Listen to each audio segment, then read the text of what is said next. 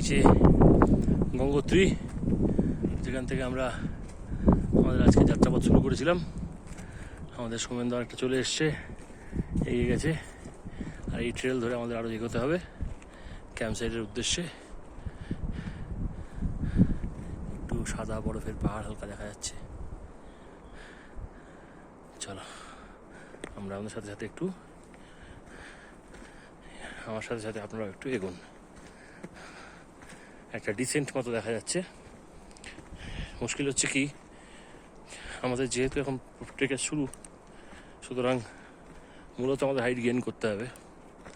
তার মানে এক একটা ডিসেন্ট থাকা মানে আবার সেটা ততটাই চড়াই চেপে ওটাকে কভার আপ করার দরকার আসছে।